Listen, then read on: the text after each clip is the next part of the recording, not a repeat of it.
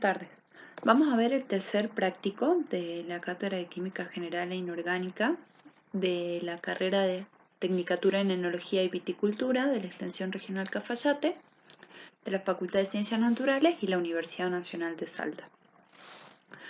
Hasta ahora, los temas que venimos desarrollando fueron el estudio de la materia, de los sistemas materiales, el átomo, sus propiedades, las partículas que lo componen, el estudio de la tabla periódica, y ahora vamos a llegar a la parte de uniones químicas o enlace químico.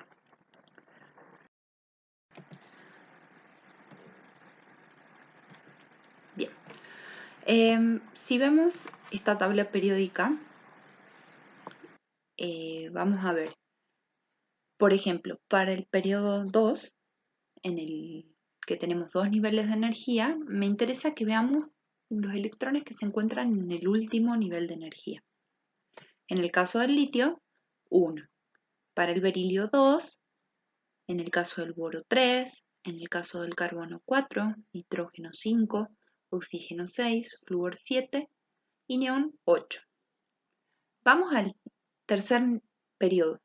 3 niveles de energía y vamos viendo qué pasa en el último nivel de energía. Sodio, 1. Magnesio, 2. Aluminio, 3. Silicio, 4. 5 para el fósforo, 6 azufre, 7 cloro. Y de nuevo llegamos al 8. Si ven, los gases nobles todos tienen 8 electrones en el último nivel de energía, excepto el helio, y todos los elementos es como que van llenando el último nivel de energía hasta llegar a 8 electrones en el último nivel de energía. ¿Por qué me interesan tener 8 electrones en el último nivel de energía? Porque es una configuración estable, es el estado de menor energía. Entonces, todos los elementos van a tender a tener 8 electrones en su último nivel de energía y copiar la configuración electrónica de estos gases nobles y así estar en el estado de menor energía. Entonces, ¿cómo van a hacer estos átomos para tener 8 electrones en el último nivel de energía? Van a tender a ganar, a perder o a compartir electrones a través de uniones químicas con otros átomos, porque los electrones no están flotando en el aire y los puedo agarrar, sino que los voy a ir como negociando con otros átomos. Y ese negociar es lo que vamos a estudiar ahora, que son las uniones químicas. Ahora, pensemos en una cosa. Los elementos que están acá, que habíamos dicho que eran no metales, que están más cerca de los gases nobles, les faltan poquitos electrones para completar el octeto, los 8 electrones. Entonces a estos van a tender fuertemente a ganar esos electrones, están deseosos por ganar electrones, para parecerse al gas noble más cercano en número atómico. Ahora pensemos en estos de acá. Los elementos en la izquierda de la tabla periódica habíamos dicho que eran los elementos metálicos. Por ejemplo, el litio o el berilio tiene que ganar 7 electrones, el berilio debería ganar 6. Y eso es muy difícil. Entonces, para ellos, les es más fácil perder esos electrones y parecerse al gas noble, digamos, del periodo anterior. Por ejemplo, el litio, si pierde su electrón, o el berilio sus 2 electrones, se van a parecer al helio. Van a ser isoelectrónicos con el helio. En cambio, el sodio y el magnesio, también sodio perdería 1, magnesio 2, y se parecerían al neón, el más cercano en número atómico. Entonces, a través de ganar o perder electrones, es que los elementos, los átomos de los distintos elementos van a adquirir la configuración electrónica estable.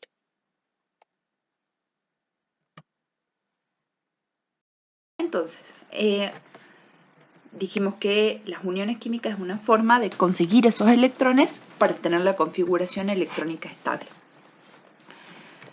Vamos a definirlo como la fuerza que actúa entre dos átomos o grupos de átomos con intensidad suficiente para mantenerlos juntos en un compuesto químico con propiedades que podamos medir.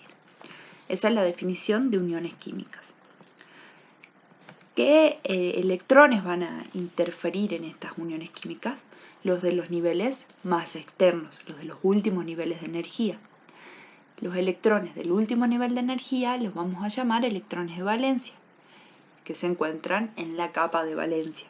Eso de valencia por ahí es un poco más antiguo, pero lo pueden seguir encontrando a este concepto en algunos libros. ¿Y para qué se unen los átomos? Como les dije anteriormente, para llegar al estado más estable e imitar la estructura del gas noble más cercano en número atómico. Y hablamos de la regla del octeto, es decir, 8 electrones para algunos en el último nivel de energía. Acuérdense que hay una excepción que es el helio. Entonces, ¿qué uniones químicas vamos a tener? Vamos a tener uniones entre metales y metales, que las vamos a llamar uniones metálicas, uniones entre un metal y un no metal, uniones iónicas, y uniones entre un no metal y un no metal que vamos a llamar uniones covalentes. ¿Se acuerdan que los metales eran los que estaban a la izquierda de la tabla periódica y los no metales hacia la derecha de la tabla periódica? Eso lo estudiamos cuando vimos tabla periódica. Veamos las características. Vamos a ver ahora los distintos tipos de uniones químicas o enlaces químicos. El primero que dijimos era la unión metálica. Se va a producir entre metales y se va a producir entre elementos con electronegatividades bajas y cercanas. Y ahora ustedes dicen, ¿qué es la electronegatividad? Eso lo vamos a ver más adelante. Así que este concepto ténganlo en suspenso. La idea es, los metales, ¿qué querían? Deshacerse de sus electrones. Entonces, si se quieren unir los metales, ninguno quiere esos electrones. No los van a traer con fuerza esos electrones que van a intervenir en las uniones. Entonces, esos electrones van a estar en un estado libre, quedando una red de iones positivos, ¿sí? Y alrededor los electrones que nadie quiere, que van a estar moviéndose en esos iones positivos. Es como una red, ¿sí? Y esa unión es muy fuerte. Como esos electrones se están moviendo a través de esta red que le decimos red cristalina, van a tener ciertas propiedades estos compuestos. Principalmente los metales son sólidos, porque esa red de cristales de iones positivos y alrededor dando vuelta los electrones es muy fuerte.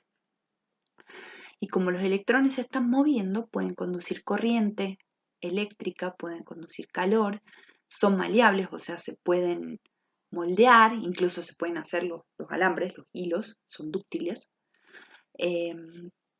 Se tienen puntos de fusión y ebullición altos. ¿Por qué? Porque yo les dije que esta unión es fuerte y para romper esa red cristalina, ese sólido, necesito darle mucha energía. Y un ejemplo son los metales en su estado elemental. Este es el primer tipo de unión que vamos a ver.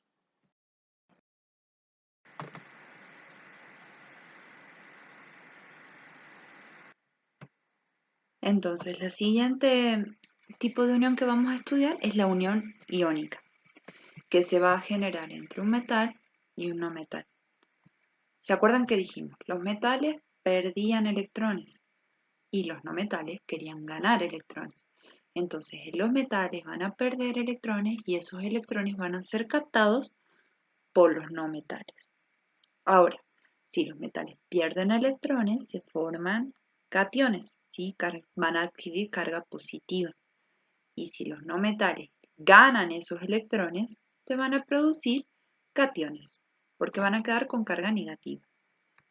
Esos iones positivos y negativos se van a atraer por fuerzas electrostáticas formando compuestos iónicos.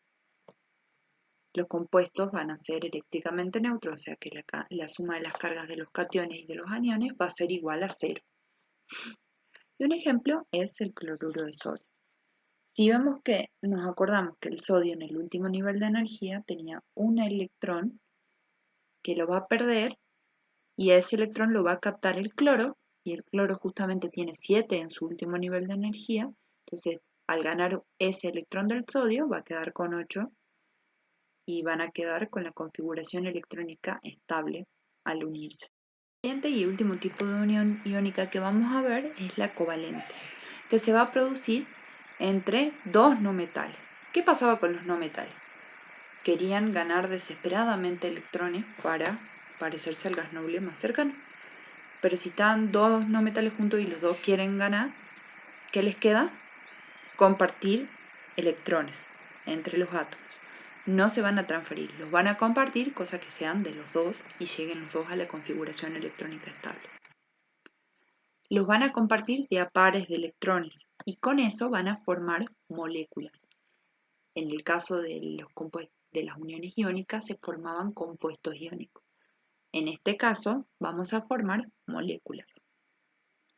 Esos pares de electrones van a ser aportados por cada átomo. O sea, un átomo aporta un electrón, el otro electrón y se comparten de a pares. Un par de electrones, unión covalente simple, pueden compartir dos, covalente doble o tres, covalente triple. Aunque hay casos en que los pares de electrones son solo aportados por un átomo y se va a hacer una unión covalente dativa. Y esos pares de electrones, según la fuerza que tenga cada átomo, los van a compartir de igual manera o alguno de los átomos lo va a atraer con más fuerza, haciendo un enlace con polaridad. Estos tres últimos conceptos los vamos a ver más adelante, ¿sí? Pero es una introducción nada más. Y un ejemplo puede ser el gas oxígeno o el gas dióxido de carbono. Con esta información tendríamos para resolver el ejercicio 1 de tipos de uniones químicas. ¿Qué me pide? Explicar qué tipo de unión química se va a producir entre los siguientes elementos y dar sus características. Entre un metal y metal, no metal y metal, y entre un no metal y un no metal. Con lo que vimos hasta ahora, ustedes pueden responder esta pregunta. Ahora podemos preguntarnos, ¿y con qué fuerza cada núcleo va a retener los electrones en la unión química? Eso lo vamos a responder con la electronegatividad, que es la capacidad relativa que tiene un átomo para atraer los electrones en una unión química. Hablamos que es relativa porque esta electronegatividad la vamos a analizar un átomo cuando se une al otro átomo. Y la vamos a medir con una escala adimensional de electronegatividad de Pauling. Adimensional porque no tiene dimensiones. Y esta escala fue creada arbitrariamente, dijimos, pensando que el elemento más electronegativo, el que más quiere los electrones, va a ser el flúor y le vamos a dar un valor de 4. Mientras que el elemento menos electronegativo va a ser el cesio. Esto lo podemos justificar por las propiedades periódicas cuando pensábamos quién tiene mayor afinidad, quién tiene mayor átomo, quién va a tender a ganar o a perder electrones, ¿sí? En base a todas esas características es que Pauling crea esta escala y dice, claro, el que más quiere de todos electrones es el flúor. Y por eso le da un valor de 4. Pero la electronegatividad no es una propiedad periódica, recuerden eso, ¿sí? Es muy importante, no es una propiedad periódica. Solo son valores que le adjudicamos a los electrones en base a las propiedades periódicas. Esta escala la van a encontrar en sus tablas periódicas. Está la información, pero cada tabla periódica la tiene distribuida de manera diferente. Hay tablas periódicas donde el valor de electronegatividad está donde está la información del símbolo químico, el peso atómico. Bueno, digamos en ese cuadradito de información de cada elemento está la electronegatividad para cada elemento. Hay otras tablas que las tienen atrás de la tabla está el valor de electronegatividad de cada elemento. Ahora, es importante, que ya lo dije, que a mayor electronegatividad va a atraer más fuertemente los electrones. Por ejemplo, el flúor, que es el que más quiere los electrones, los va a atraer más fuertemente, por eso tiene un mayor valor de electronegatividad. Bien, acuérdense que esos valores se encuentran en la tabla periódica. Ahora, vamos a caracterizar las uniones químicas en base a la tendencia de los átomos a atraer los electrones. A veces es tan fuerte esa electronegatividad y el otro tiene tan poca electronegatividad que es cuando uno cede electrones y el otro los agarra los electrones. Entonces las uniones iónicas, los valores de electronegatividad van a ser muy diferentes. ¿Por qué? Porque uno va a tender a agarrar muy fuerte, a querer muy fuerte los electrones y el otro no, el otro se los va a deshacer entre un metal y un no metal. Entre una unión covalente tienen electronegatividades muy similares y altas porque los enlaces covalentes se producen entre no metales y los dos no metales quieren mucho los átomos. Por eso decimos que son electronegatividades altas, porque ellos desean mucho agarrar electrones, no átomos, como dije anteriormente, me confundí, y atraerlos hacia sí. Y como los dos los quieren tanto, es que comparten. Y en cambio para las uniones metálicas, dijimos que ninguno de los dos metales que se están uniendo los quieren y los liberan. Por eso sus electronegatividades son similares, pero son bajitas, no quieren los electrones. ¿Sí? Entonces, en base a esto, nosotros podemos caracterizar los tipos de uniones químicas. Y según la diferencia de electronegatividad de los átomos, podemos clasificar a los enlaces como, acá voy a poner el puntero, entonces vamos a clasificar a los enlaces como si tienen un carácter covalente, o sea, van a tender más a compartir cuando las diferencias sean entre 0 a 1,7 de electronegatividades entre los átomos que se unen. Si las diferencias de electronegatividades de los átomos que se están uniendo son superiores a 1,7, ya tiene un carácter iónico, es decir, esto que uno cede y el otro recibe esos electrones. Ahora, ¿qué pasa si me cae al medio? Tiene 50% carácter covalente y 50%. Con estas informaciones que les acabo de dar, ustedes pueden resolver el ejercicio 2 y 3 de la guía. El ejercicio 2 me pregunta, razone e indique la respuesta correcta, que es la electronegatividad, y tenemos 4 opciones, A, B, C y D. En base a lo que yo les expliqué, ustedes lean cada opción, piensen si es posible o no y indiquen la respuesta correcta y justifiquen. En el ejercicio 3, el punto A me pregunta, ¿qué tipo de enlace tiene lugar entre átomos de diferente electronegatividad? Y me da 3 opciones. Ustedes las leen y 4 opciones, perdón, las leen y indican la respuesta correcta y explican por qué. En el último inciso del ejercicio 3, el D, me pregunta, ¿los átomos que participan en un enlace covalente presentan valores para la electronegatividad? Y me da 4 opciones. De nuevo, leen las 4 opciones, razonan e indican la respuesta correcta y explican por qué, según lo que yo les explique. Ahora vamos al ejercicio 3b. Me pregunta, ¿cuál de estos compuestos presenta el enlace con mayor carácter iónico? Entonces, para esto pensemos en el primer compuesto que nos dan, el pentaóxido de difósforo.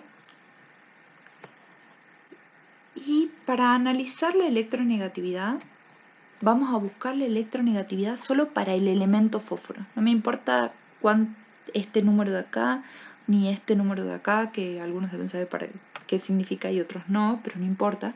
Solo me interesan las electronegatividades de los elementos que están interviniendo en la unión química. Para esta molécula tenemos el elemento fósforo que se va a unir al elemento, átomos del elemento fósforo, perdón, que se van a unir a átomos del elemento oxígeno.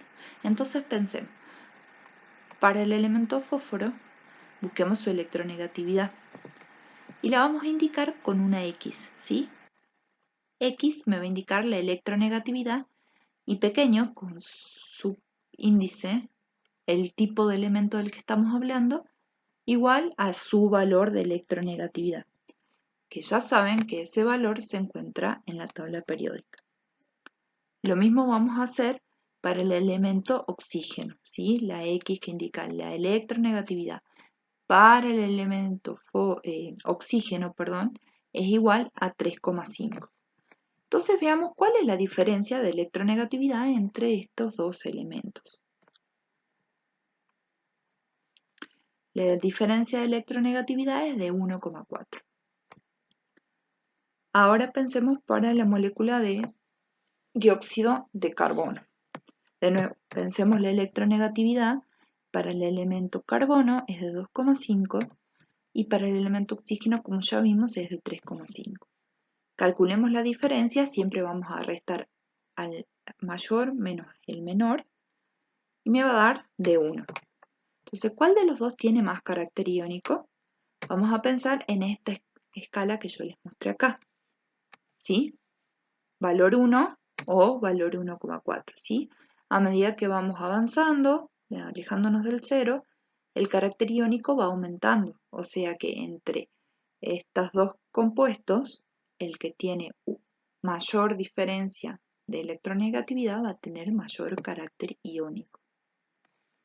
O sea, el pentaóxido de difósforo o bueno, esta molécula, como no importa, ustedes indiquen de estos compuestos cuál es el que presenta mayor carácter iónico haciendo el razonamiento que yo les acabo de explicar.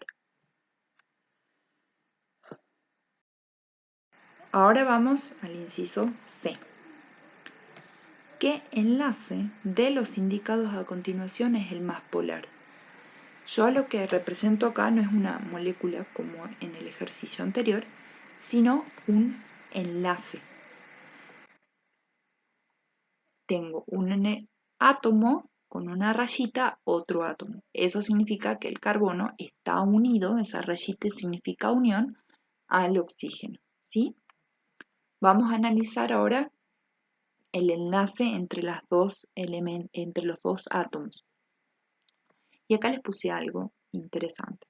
En las uniones covalentes, los elementos que tienen mayor electronegatividad van a atraer más los electrones compartidos durante esa unión química. ¿Se acuerdan que entre no metales compartíamos electrones? Pero ¿hay alguno que tirone con más fuerza esos electrones que están compartiendo? Y sí, los que tengan más electronegatividad obviamente que van a tirar o van a atraer hacia sí los electrones en la unión química. Entonces pensemos por ejemplo en estas dos uniones. Entre una unión entre carbono y oxígeno, ¿quién va a traer hacia sí más los electrones compartidos? Esta rayita que yo les dije que significa unión está representando eso, un par de electrones compartidos. Un electrón que aportó el carbono y un electrón que aportó el oxígeno. Entonces, de estos electrones, ¿alguien los va a tironear con más fuerza? Para eso tenemos que pensar de nuevo en la electronegatividad de cada elemento. Del carbono y del oxígeno. ¿Quién va a tironear con más fuerza entre estos dos? Y obviamente que el oxígeno, porque el oxígeno tiene más electronegatividad, tiene como más fuerza y los va a traer hacia sí mayor, más que el carbono.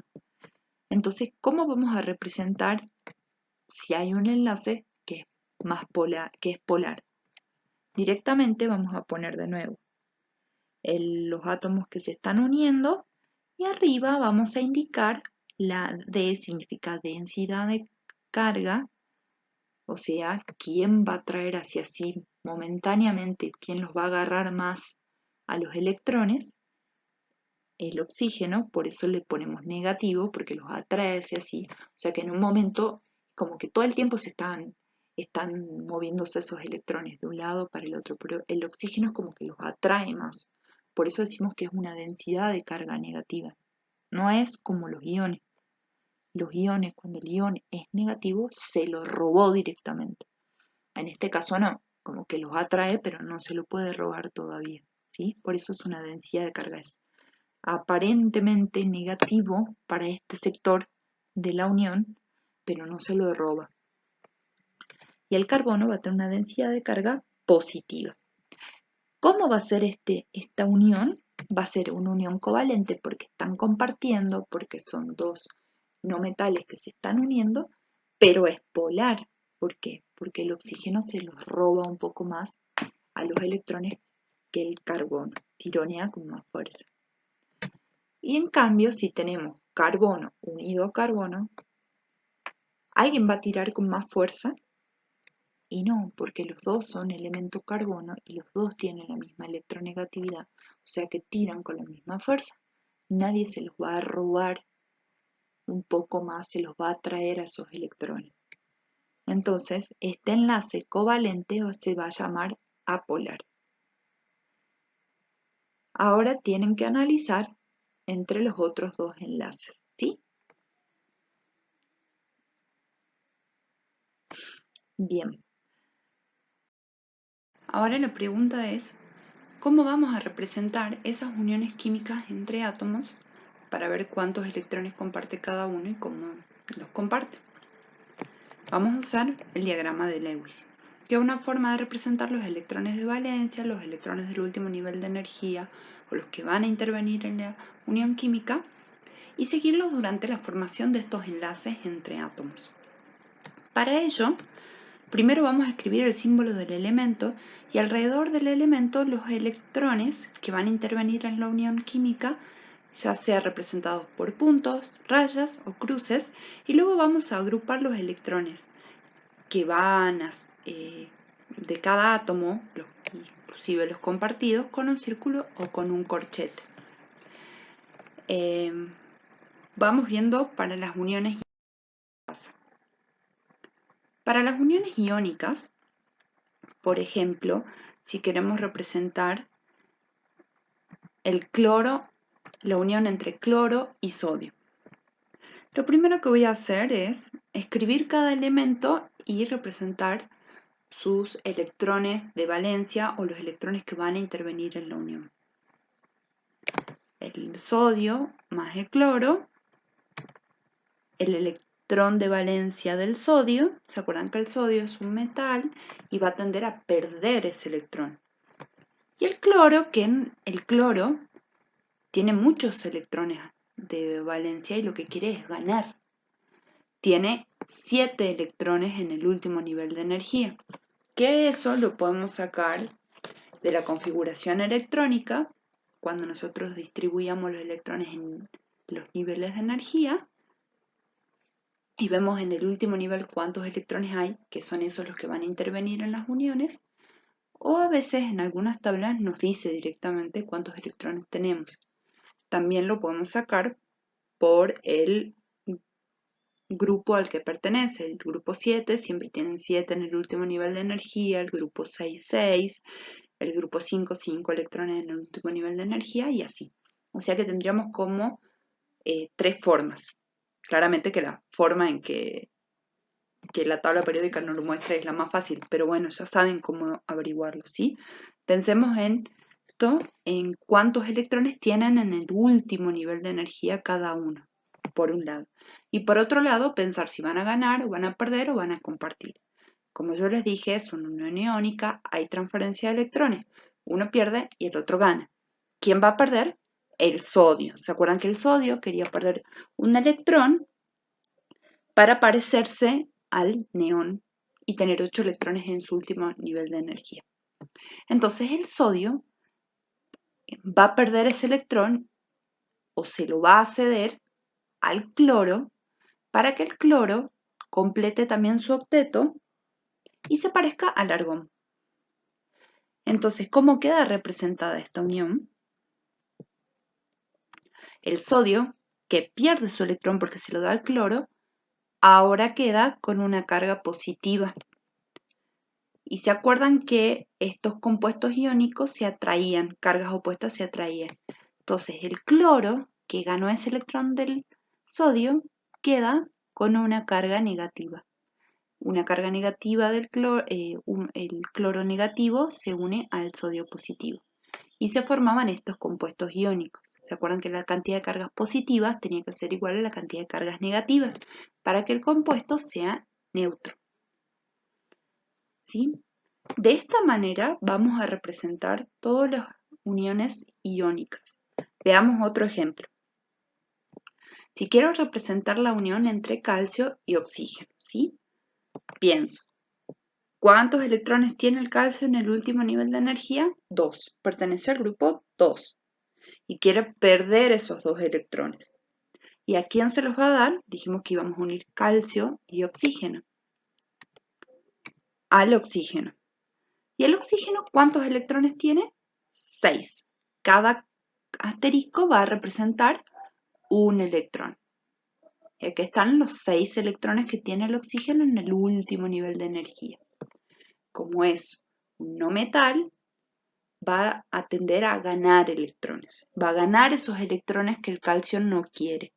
¿Y cómo me va a quedar este compuesto iónico? El calcio con 2 cargas positivas, porque perdió 2 electrones, que se va a traer a un oxígeno que gana esos 2 electrones del calcio y queda con 2 cargas negativas. ¿Ven? 2 positivas y 2 negativas. Y así se me forma este compuesto iónico entre calcio y oxígeno. Ahora, veamos otro ejemplo más.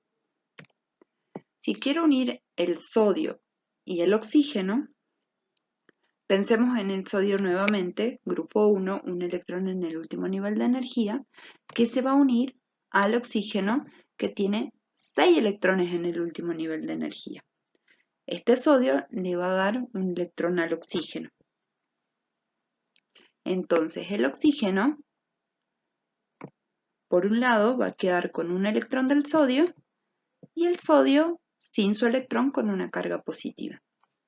Ahora nos detengamos acá. ¿Qué le pasó a este oxígeno? ¿Este oxígeno llega a cumplir el octeto? Tiene 2, 4, 6. Sus 6 electrones más el electrón que le ganó al sodio. Pero no llega a cumplir la regla del octeto. ¿Se dan cuenta? Le falta un electrón. Entonces se va a unir a otro sodio que le va a dar su electrón y ahí el oxígeno va a cumplir el octeto y los sodios se deshicieron de ese electrón, lo liberaron para también cumplir el octeto. Por eso el oxígeno tiene 2 cargas negativas y se va a unir a un sodio positivo y a otro sodio positivo. O sea que una carga positiva, 2 cargas positivas, más 2, menos 2, este compuesto me queda sin carga. Es muy importante que pensemos si cada átomo cumple la regla del octeto o no. Porque en este caso, si yo lo unía a un solo sodio, no cumplía el octeto del oxígeno, ¿sí? Siempre cuenten si llegan a los 8 electrones en el último nivel de energía. ¿Quién va a ser la excepción? ¿Quién dijimos que llegaba a 2 electrones en el último nivel de energía? Por ejemplo, el hidrógeno, ¿sí? Esto lo vamos a ver más en la parte del hidrógeno cuando veamos uniones covalentes. Dicho esto, para las uniones iónicas, así van a representar todas las uniones iónicas del práctico. Acá me faltó este dato de poner 2 sodios se unen a un átomo de oxígeno, ¿sí? Y queda representado el compuesto iónico de este. Pasemos a las uniones covalentes. De nuevo acá, el cartel de alerta, 8 electrones en el último nivel de energía. Acordémonos que estamos cumpliendo la regla del octeto, excepto para el hidrógeno. El hidrógeno quiere llegar a 2, porque se quiere parecer al helio. Bien, entre hidrógeno y bromo, ¿cómo va a ser la unión? Son 2 no metales. ¿Se acuerdan que los no metales tendían a compartir electrones? Ellos no había transferencia de electrones porque los dos tienen electronegatividades altas. Desean tener electrones para llegar al octeto, para el bromo, o 2 electrones en el último nivel de energía para el hidrógeno. Entonces hagamos algo parecido a lo que hicimos antes. Voy a representar el hidrógeno con su electrón de valencia y el bromo con sus 7 electrones de valencia. Bien, el hidrógeno quiere llegar a 2 electrones en el último nivel de energía. Entonces, y el bromo a 8. Entonces, el bromo se va a quedar con sus 7 electrones más el electrón del hidrógeno. Y el hidrógeno se va a quedar con su electrón más un electrón del bromo. Esto representa que están compartiendo electrones, ¿sí? O sea que estos electrones son tanto del hidrógeno como del bromo. Estos electrones, este par de electrones está compartido y proviene uno del hidrógeno y uno del bromo. Al compartir un par, el bromo llega a 8, 2, 4, 6 y 8, y el hidrógeno llega a 2 electrones en el último nivel, su único nivel, y se parece al helio. Entonces, ¿qué tenemos? Un par de electrones compartidos, porque es de los dos. Es una unión covalente simple. Ahora pensemos qué va a pasar entre si quiero unir un átomo de oxígeno y un átomo de azufre. Nuevamente, pensamos, ¿cuántos electrones tienen en el último nivel de energía? Ambos pertenecen al grupo 6, tienen 6 electrones en el último nivel de energía. El azufre con sus 6 electrones y el oxígeno con sus 6 electrones. ¿Cuántos necesitan cada uno para cumplir el octeto? 2. Entonces, si comparten un par, como acá, no van a llegar a 8, van a llegar a 7. Entonces tienen que compartir 2 pares de electrones para que cada uno llegue a 8 electrones en el último nivel de energía. ¿Cómo lo voy a representar? De esta manera. El oxígeno va a tener 2, 4, 6. Él comparte 1 y el de abajo 2 pares de electrones compartidos. O sea que vamos a tener 2, 4, 6, 8. Y el azufre de la misma forma. Pone 2 para compartir 2 con el oxígeno y quedan 2, 4, 6, 8, ¿sí? En esta zona se ven los electrones compartidos, que son 2 pares. Uno que pone el azufre, otro que pone el oxígeno, un par, otro electrón que pone el azufre, otro electrón que pone el oxígeno, otro par. Entonces acá tenemos 2 pares de electrones compartidos o una unión covalente doble. ¿Se acuerdan allá lejos cuando les explicaba las uniones covalentes? Les decía que pueden compartir 1, 2 o 3 pares. También pueden haber uniones covalentes triples. Ahora, si yo quiero unir un oxígeno y un bromo, por ejemplo, el oxígeno que tiene, ya dijimos, 6 y necesita compartir 2 pares de electrones para completar el octeto. Y se va a unir a un bromo. El bromo tiene 2, 4, 6, 7 en el último nivel. Necesita solo uno. Por lo que el bromo, con el oxígeno, con este oxígeno, va a compartir un par de electrones. Un par de electrones compartidos y con eso él va a llegar a su octeto. 2, 4, 6, 8. Ahora, ¿qué le pasa al oxígeno? El bromo ya está feliz, tiene sus 8 electrones en el último nivel de energía, pero el oxígeno no, el oxígeno sigue con 7. Entonces tiene que ofrecer, compartirle a otro bromo un electrón para que él pueda llenar su octeto. Entonces viene otro bromo y el oxígeno cumple y comparte este par de electrones, este par con el bromo y este par de electrones con el otro bromo y llega a los 8. 2, 4, 6, 8. Y el bromo también queda feliz con sus 8 electrones de valencia, ¿sí? Es muy importante que pensemos que todos los electrones de que todos los átomos tienen que llegar al octeto, excepto el hidrógeno, ¿sí? En estas uniones covalentes. Por favor, no me vayan a hacer, a veces por ahí se emocionan compartiendo pares de electrones y llegan a 10, 12, 14. No, necesitamos 8 porque ese es el estado de menor energía, ¿sí? Bien. Veamos otro caso particular de las uniones covalentes. Acá vimos uniones covalentes simples, dobles, triples y antes les había explicado cuando los electrones eran compartidos igual o no igual, si eran polares o no polares, si los dos tironeaban con la misma fuerza. Y nos faltaba ver otra parte de las uniones covalentes.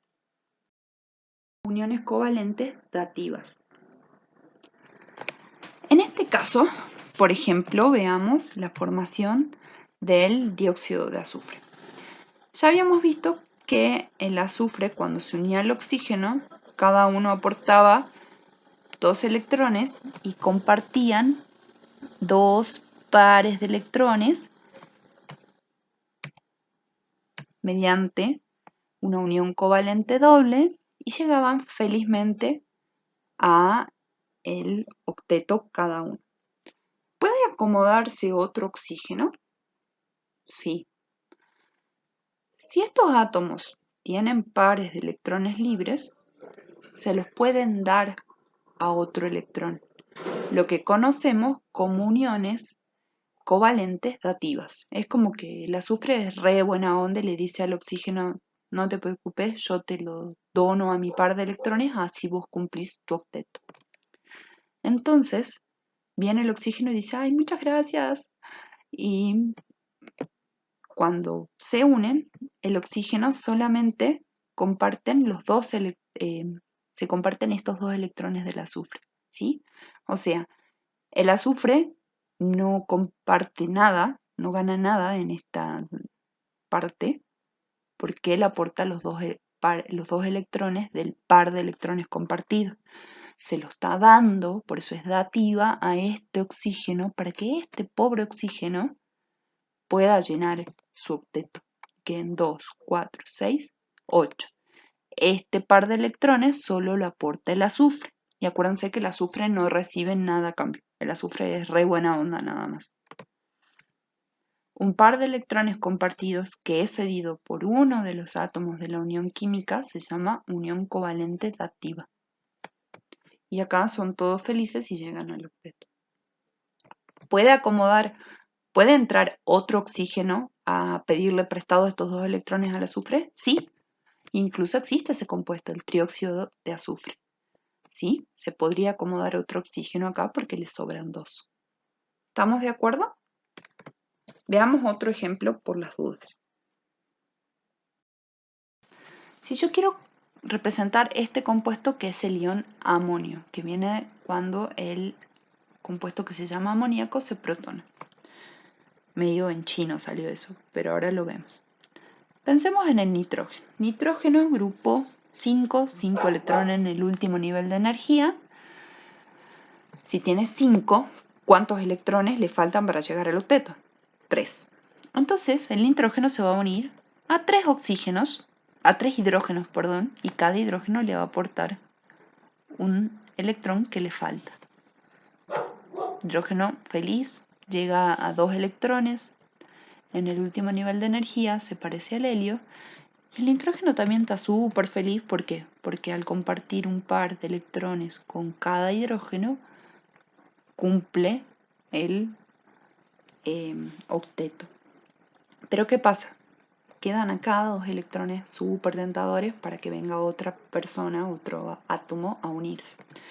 Y en este caso va a venir un hidrógeno, pero un hidrógeno que no tiene electrones, un protoncito. Ese hidrógeno tiene la carga positiva. Y ese hidrógeno le va a decir, no, está re bueno este par de electrones, ¿me lo prestas? Y el hidrógeno dice, bueno, te lo presto. Entonces el hidrógeno puede llegar a 2 electrones en el último nivel de energía y se parece al helio. Y este compuesto va a quedar con la carga positiva. Venía del hidrógeno positivo, ¿sí? Esta unión es una unión covalente dativa.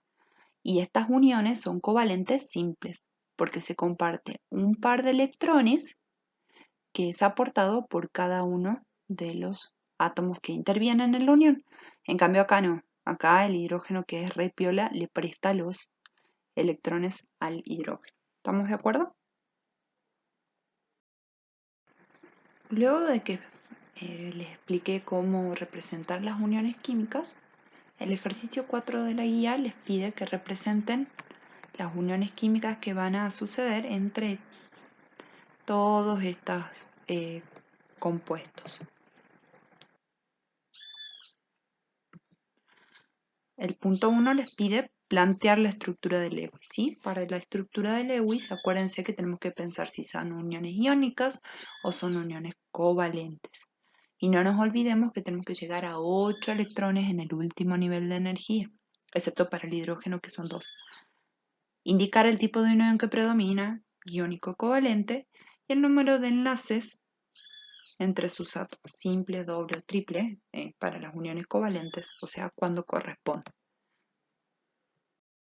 Los átomos que van a componer las moléculas en el espacio van a tener distintas ubicaciones geométricas y eso nos va a dar pie a empezar a estudiar la geometría molecular, ya que las estructuras de Lewis nos van a decir cómo son esas uniones químicas, pero no nos van a indicar cómo se ubican los átomos en el espacio. ¿Y para qué nos sirve? Para predecir cómo van a ser algunas propiedades de las sustancias que van a componer estas moléculas. Por ejemplo, su solubilidad, su punto de ebullición, de fusión. Y esta forma de la molécula se determina experimentalmente, pero hay teorías que explican cómo es la geometría. Por ejemplo, la TREPEV, la teoría de la repulsión de los pares de electrones de valencia. Esta teoría explica la geometría de la molécula en el espacio y es solo para enlaces covalentes. Recuerden que las moléculas se forman con enlaces covalentes porque cuando se producían uniones iónicas se formaban compuestos iónicos. O sea que solo vamos a analizar las moléculas y de más de 3 átomos. ¿Cuál es la idea?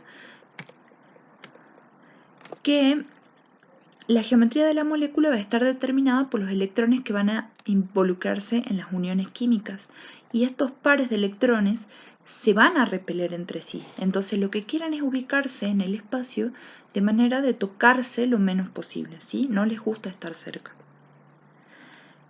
Y los pares de electrones que no van a estar compartidos, los electrones sueltitos, son los que más lugar van a ocupar.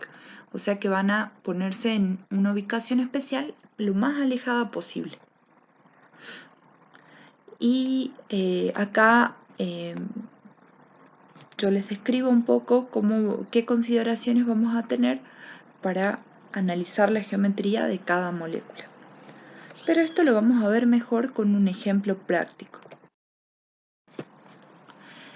Cuando hablamos de geometría de la molécula, la vamos a analizar a través de la geometría molecular, que solo vamos a considerar los electrones que están enlazados, ¿sí? Los que están siendo compartidos en una unión química.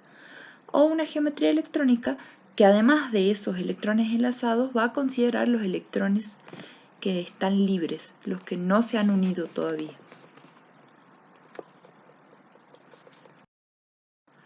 Por ejemplo, para el dióxido de carbono, si yo represento la unión química con la estructura de Lewis, me queda de esta forma. Tengo el carbono como átomo central porque es el que en menor cantidad está y unido a 2 oxígenos, ¿sí? Si ven, el carbono comparte sus 4 electrones para llegar al octeto, comparte un par con el oxígeno, otro par con el oxígeno, 2 pares compartidos, aportado uno por el oxígeno, uno por el carbono, y de la misma forma con el otro oxígeno. Entonces el carbono llega a sus 8, el oxígeno comparte 2 pares y llega a sus 8 electrones, y este otro también. Pero esta no es la única forma que nosotros podemos usar para representar las uniones químicas. Por eso les pongo acá opción 1. Hay otra forma que se llama estructura desarrollada que solamente considera, solamente esquematiza las uniones. Y las uniones entre átomos los vamos a representar como rayitas. O sea que este par de electrones acá en realidad es esta rayita. O sea que el carbono con el oxígeno están compartiendo 2 rayitas, 2 pares de electrones. Para analizar la geometría nos conviene esquematizar las uniones de esta forma, con la estructura para ver la geometría de la molécula del dióxido de carbono, hecha esta aclaración. Primero esquematizo las uniones químicas con la estructura desarrollada, como lo hicimos en la diapositiva anterior. Y voy a colocar los pares de electrones que no han sido enlazados alrededor del átomo central. Dijimos que era el carbono. ¿Y hay electrones no enlazados alrededor del carbono? No, porque él comparte sus 4 electrones para llegar a los 8 electrones. Así que esta parte es inexistente. Y luego cuento.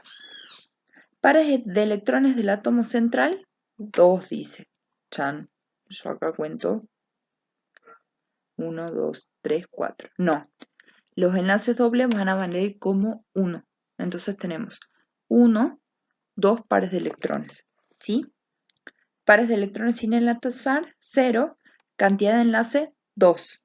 ¿Sí? Los enlaces dobles, todo el enlace doble o triple para la geometría molecular va a contar como 1.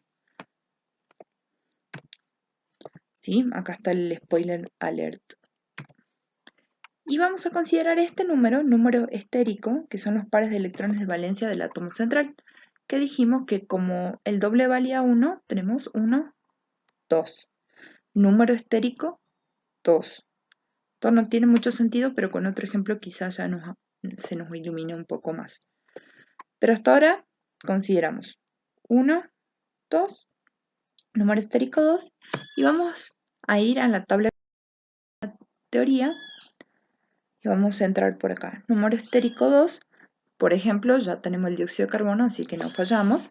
Y vamos a ver la geometría electrónica, que nos dice que es lineal, la geometría molecular, que va a ser igual, lineal, y el ángulo de enlace, o sea, este ángulo de enlace, que es 180 grados. ¿Por qué? Porque estos enlaces, estos electrones enlazantes se van a ubicar de manera de tocarse lo menos posible en el espacio, y la mejor opción es con un ángulo de 180 grados. Y otra información que me da es la polaridad de la molécula. Que ustedes dicen, ¿qué es esto? Pero bueno, esta parte ya la vamos a ver más adelante. Pero para que sepan toda la información que podemos obtener de esta tabla. Veamos otro ejemplo. Para el agua. De nuevo, la estructura de Lewis del agua es esta. Y su estructura desarrollada la vamos a esquematizar de esta forma. ¿Sí? El oxígeno unido a un enlace simple covalente a cada hidrógeno. Entonces, para ver la geometría de la molécula vamos a seguir los mismos pasos que para la molécula del dióxido de carbono. Esquematizo las uniones químicas con la estructura desarrollada. ¡Trin! Acá tenemos la molécula de agua. Coloco los pares de electrones no enlazantes alrededor del átomo central. ¿Se acuerdan que siempre los electrones de valencia los vamos a tomar como pares? Entonces tenemos 1, 2 pares de electrones no enlazantes. Y vamos a hacer el conteo. Pares de electrones del átomo central, 1, 2, 3, 4. Pares de electrones sin enlazar, este y este. Cantidad de enlaces, 2. 2 enlaces covalentes simples. Número estérico, 4, porque contamos 1, 2, 3, 4. ¿Estamos de acuerdo? Con toda esta información nos vamos a la tabla. La tabla número estérico era acá, 4. ¿Sin pares de electrones libres? No. ¿Un par de electrones libres? No. 2 pares de electrones libres, victoria. Y ahí dice agüita. Así que estamos bien. Entonces, la geometría electrónica y la geometría molecular. Esta es la forma, veamos esta que para mí es la más representativa. Tenemos los pares de electrones no enlazados, lo más lejos posible, las uniones, el A que sería el oxígeno y los B que serían los hidrógenos. Ven que la forma de la molécula es de tal manera que estén lo más alejados posible las uniones y los pares de electrones no enlazantes. me da los ángulos de enlace y me dice que es una molécula polar, que esto todavía está en suspenso. De esta manera analizamos cómo es la geometría de una molécula. Entonces, acabamos de ver cómo es la forma que toma la molécula en el espacio y surgió un concepto nuevo que es la polaridad. Al comienzo de la clase, nosotros estuvimos estudiando algunos enlaces que eran polares, es decir, cuando uno de los átomos que intervenían en la unión acaparaban o tironeaban con más fuerza esos electrones que se estaban compartiendo. Por ejemplo, en esta unión entre carbono y oxígeno, el oxígeno que tiene más electronegatividad va a acaparar los electrones de ese par compartido con más fuerza y va a tener una densidad de carga negativa, mientras que el carbono una densidad de carga positiva, y se nos formaba un enlace covalente polar. O sea que en un extremo voy a tener un polo aparentemente positivo y en el otro un polo negativo. En las moléculas puede pasar algo similar. Voy a tener polos de la molécula positivos y negativos. Y ahora pensamos, ¿para qué nos sirve esto? Para las uniones intermoleculares. ¿Por qué? Porque el positivo se va a atraer con los negativos. Así que si las moléculas tienen partes negativas y positivas, ahí se van a suceder las atracciones para que haya atracción y se unan entre sí las moléculas. Por ejemplo, estudiemos la polaridad de esta molécula, del cloruro de hidrógeno. Si yo hago la representación de la unión entre el hidrógeno y el cloro con la estructura de Lewis, vemos que comparten un par de electrones para llegar al octeto. Si yo la represento por la forma desarrollada, ¿se acuerdan que el par compartido lo representábamos con una línea? Y me fijo en sus electronegatividades, vemos que el cloro tiene una electronegatividad mayor que el hidrógeno, entonces el cloro va a retener con más fuerza los electrones de este par compartido que el hidrógeno. Entonces vamos a tener una densidad de carga negativa y una densidad de carga positiva. O sea que en esta molécula, porque la molécula va a estar formada solamente por estos dos átomos, va a haber una fuerza, un tironeo de los electrones hacia el cloro. Eso lo vamos a llamar momento dipolar, ¿sí? ¿Por qué? Porque el cloro va a retener, va a haber una fuerza que apunta para el cloro a agarrar más fuerte los electrones que el hidrógeno.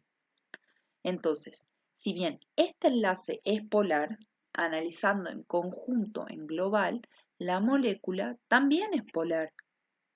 ¿Sí? Voy a tener una zona negativa y una zona positiva en la molécula. Veamos moléculas más complejas. Ahí les indico el momento dipolar. Para el dióxido de carbono, ya no es tan fácil una molécula entre dos átomos, ahora tenemos tres átomos. ¿Qué va a pasar acá? Directamente les puse la forma desarrollada de la molécula de dióxido de carbono, que el carbono comparte dos pares de electrones con cada oxígeno para poder llegar al octeto.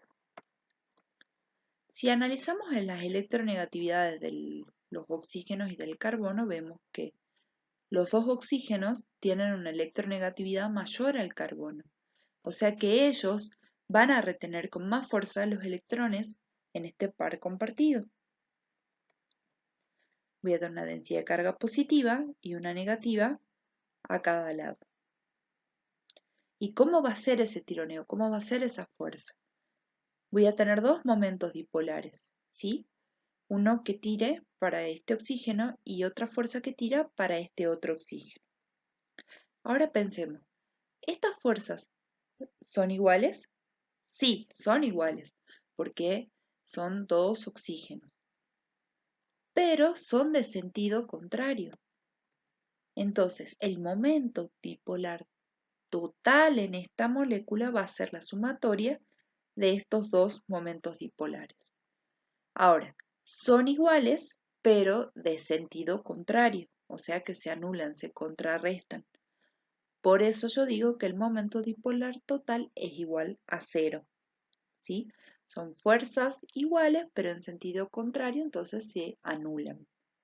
Y como resultado, la molécula no va a ser polar, porque el momento dipolar total es cero, aunque yo tenga estos momentos.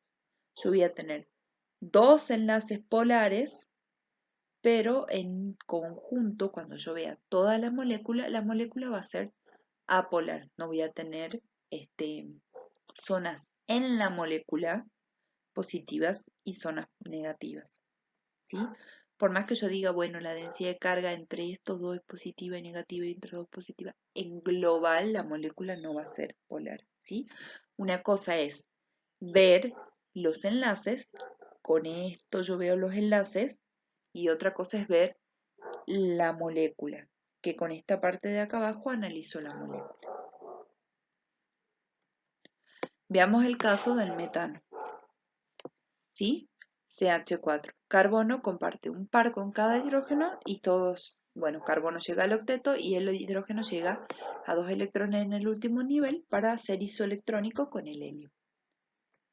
Electronegatividad. Carbono mayor que el hidrógeno. 2,5 carbono, 2,1 hidrógeno. Entonces, ¿qué va a pasar? El carbono se va a robar un poco más los electrones compartidos con los hidrógenos. Por eso va a tener una densidad de carga negativa y el hidrógeno positiva.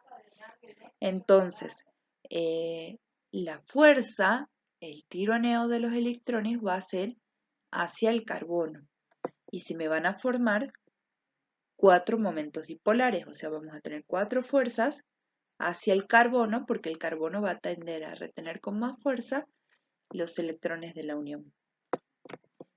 Entre momentos dipolares 1 y 2 nos va a pasar algo parecido que entre el carbono y el oxígeno. Esta fuerza es igual porque es entre un hidrógeno y un carbono, entre un hidrógeno y un carbono, pero de sentido opuesto, entonces se van a anular. Y entre el momento dipolar 3 y 4, la misma historia, misma fuerza, sentido contrario, se anulan.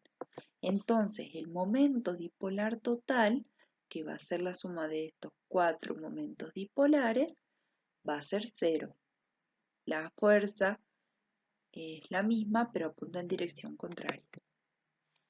Si bien estos enlaces son polares, ¿sí? Entre carbonos e hidrógenos, en global la molécula no es polar, es apolar. Ahora veamos el caso del agua. Yo les puse un esquema según la geometría molecular. Que esto es importante para analizar la polaridad de la molécula. Traten siempre de analizar cómo es la molécula en función a su geometría molecular, para que yo vea cómo van a apuntar esas fuerzas, ese tironeo de electrones. Por ejemplo, en el agua tenemos el oxígeno, que es más electronegativo que los hidrógenos, entonces va a tender a atraer hacia sí los electrones de la unión. Va a quedar con una densidad de carga negativa y los hidrógenos positiva porque no van a poder tironear tan fuerte los electrones compartidos. ¿Ven? Acá yo les pongo el oxígeno tiene 3,5 y el hidrógeno 2,1 de electronegatividad. Se me van a formar dos momentos dipolares, ¿sí? ¿Van a ser de igual fuerza? Sí, porque el tironeo va a ser entre un oxígeno y un hidrógeno, un oxígeno y un hidrógeno. Pero no apuntan hacia lugares opuestos. Los dos apuntan hacia el mismo lugar. Entonces, estas fuerzas no se van a anular.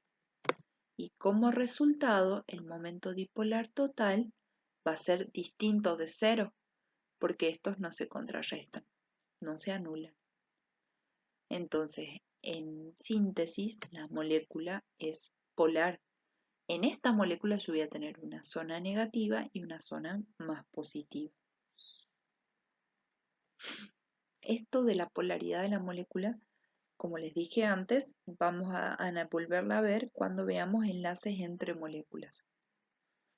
Pero ahora es más o menos para que entendamos la diferencia entre una polaridad de enlace y la polaridad de la molécula, o sea, en global.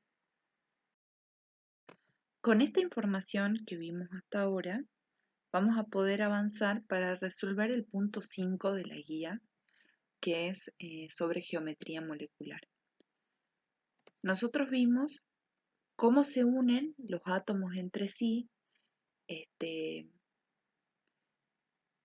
qué tipos de uniones existen, qué forma ocupa la molécula en el espacio, cómo son esas uniones, si son polares, no polares, la forma que toma la molécula, si la molécula va por la forma que tome, va a ser polar o no.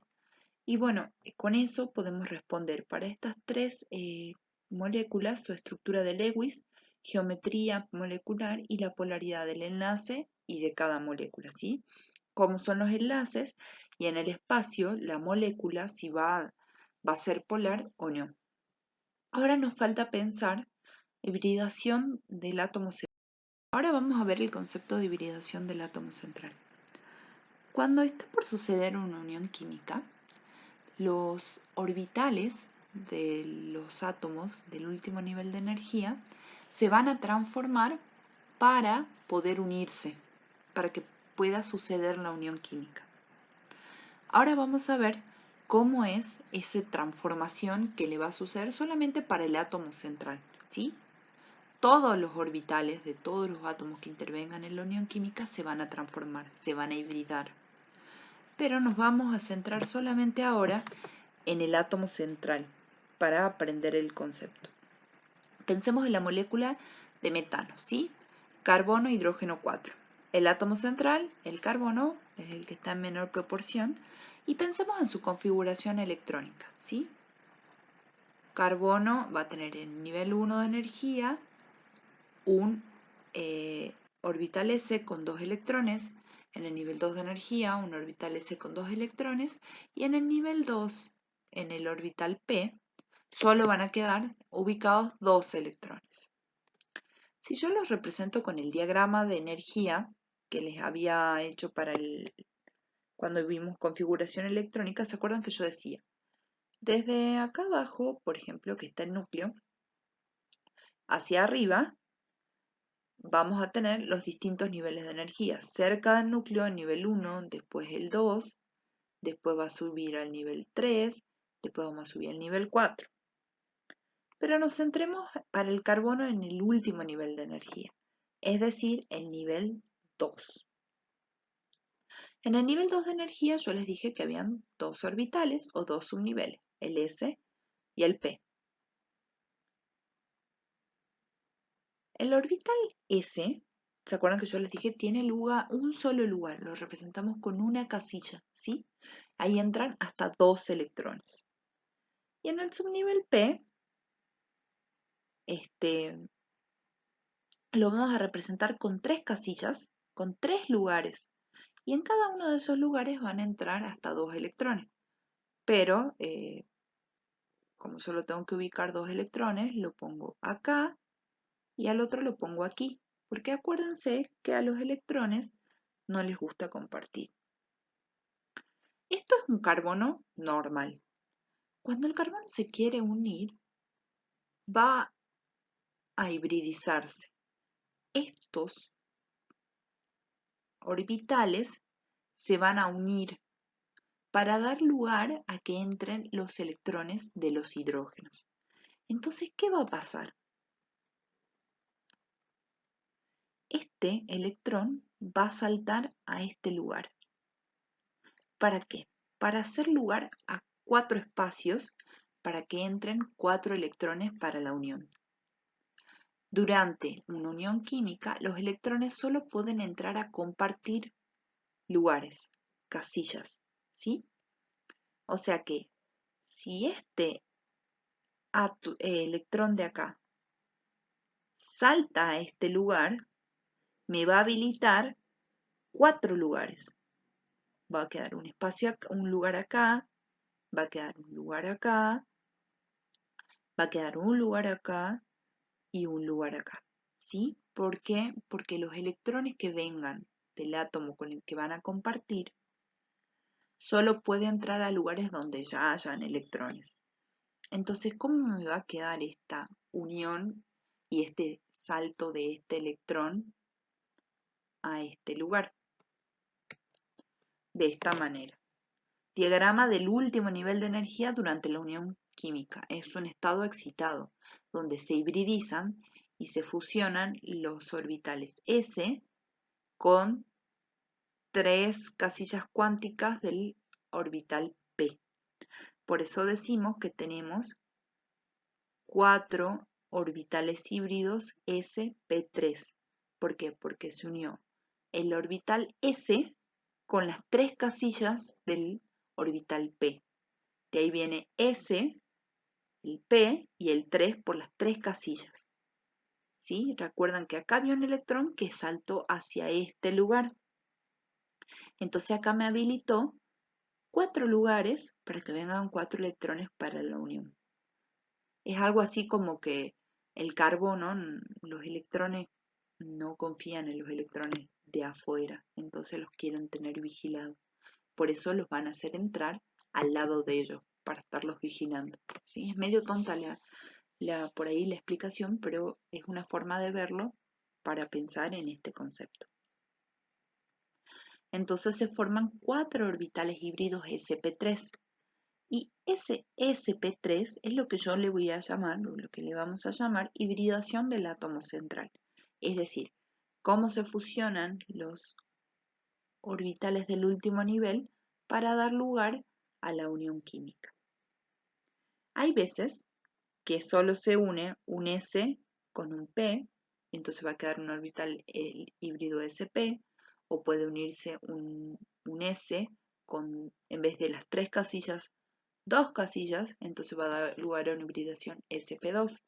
Depende de cómo es el reordenamiento de los electrones y la unión de la fusión de estos orbitales, ¿sí? Para el caso del carbono es de esta forma. Después en las otras moléculas ustedes se fijan cómo es el último nivel de energía y cómo se pueden unir estas casillas, estos orbitales, para dar lugar a los electrones que tienen que venir para unirse. Entonces, con esto ya sabemos cómo se van a unir los átomos para formar moléculas. Pero la siguiente pregunta es, ¿cómo voy a unir las moléculas? Vamos a tener 3 tipos de uniones intermoleculares. Y todas se van a basar en que los polos positivos de las moléculas se van a atraer con los polos negativos. Simplemente una atracción entre cargas opuestas, una atracción electrostática. Y yo les digo que vamos a tener 3 tipos de uniones dependiendo la fuerza de la unión y qué elementos, qué átomos que se atraigan. Por ejemplo, en las uniones puente-hidrógeno, que son las uniones más fuertes que hay, van a suceder solo cuando se una hidrógeno con flúor, o hidrógeno con nitrógeno, o hidrógeno con oxígeno. El hidrógeno a los elementos más electronegativos que hay. ¿Por qué? Porque este polo, el polo negativo, por ejemplo, para la molécula de agua, o si hubiese, no sé, por ejemplo acá, para la molécula de agua, este polo negativo y este polo positivo, esa diferencia es muy fuerte, porque el oxígeno tira con mucha fuerza. Por eso, esta atracción entre este hidrógeno y este oxígeno de otra molécula es bastante fuerte y cuesta mucha energía romperla, ¿sí? Entonces, las moléculas de agua se van a ir uniendo entre los polos positivos que se van a formar en los hidrógenos y los polos negativos que se van a formar en los oxígenos, ¿sí? Una atracción electrostática de entre cargas positivas, aparentemente positivas y aparentemente negativas. No son cargas porque los están compartiendo los electrones. Por eso digo aparentes cargas positivas y negativas. Por eso ponemos densidades de cargas positivas y negativas, ¿sí? Luego, vamos a tener una unión que no es tan fuerte hidrógeno que se llama dipolo-dipolo. Solo para moléculas polares, por ejemplo el cloruro de hidrógeno, es la misma historia. El cloro, en la parte del cloro se va a formar una densidad de carga, un polo de la molécula negativo, que se va a atraer a otra molécula en su parte positiva, ¿sí?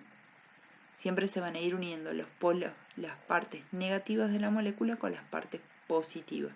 Las densidades de carga negativas se van a atraer a las densidades de carga positivas.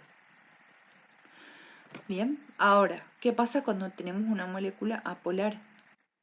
Se va a formar una unión muy débil que se llama fuerza de dispersión de London. ¿Por qué? Porque se forman polos transitorios. O sea, en este caso es como que los electrones están más tirados para este lugar que para este lugar, ¿sí? Pero no se llegan a arrancar ningún electrón, siguen estando compartidos, solo que más de un lado que del otro. Pero en las moléculas apolares, el compartimiento, el compartimiento, comparten los electrones de manera similar. Los dos tiran con la igual fuerza. Entonces eso va a hacer que los electrones giren alrededor de los dos moléculas, de las dos átomos que intervienen en la unión. Y ese movimiento va a hacer que se formen polos transitorios, porque de un lado, por ejemplo, cuando se muevan más para un lado los electrones, van a hacer que se forme un polo transitorio negativo. Y del otro lado de la molécula, que no van a estar los electrones en ese momento, se va a formar un polo positivo. Pero después, como se siguen moviendo, para el lugar donde estaba positivo, ahora se van a hacer negativos. Entonces esos polos transitorios van a hacer que se atraigan, pero levemente las moléculas.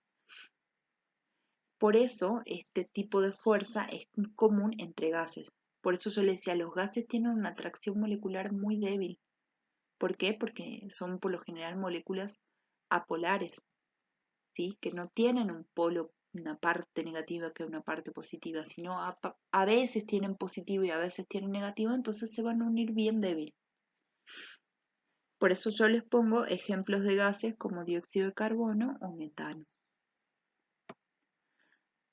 La explicación es que podemos pensar en el ejercicio 6 de uniones intermoleculares.